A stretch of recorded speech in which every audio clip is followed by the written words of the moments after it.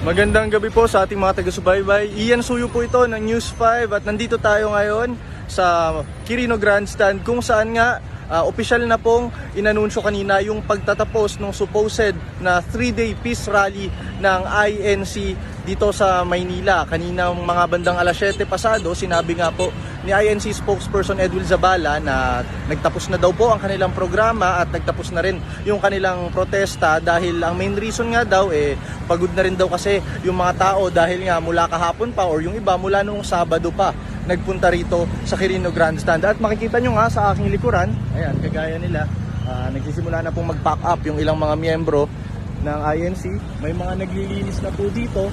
At kanina nakita po natin yung ilang mga miyembro ng Manila Police District na sinisita na po yung ilang mga street vendors natin at sinasabi nga na kailangan na nilang lisanin itong area dahil lilinisin din daw po ito maya-maya. Dahil makikita po natin yung ilan, nag-aalisan na po yung ilang mga miyembro ng INC. Yung iba po kasi sa kanila galing pa sa malalayong probinsya at talagang nagsama-sama rito para sa kanilang layunin for accountability and transparency.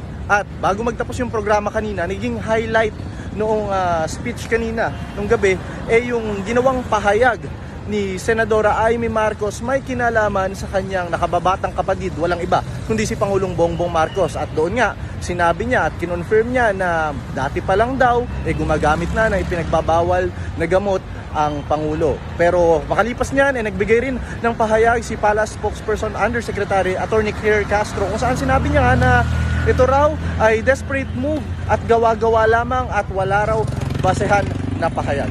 Abangan nyo po ang kabuuan ng aking report sa Frontline tonight. Muli, ito po si Ian Suyo para sa News 5 Now.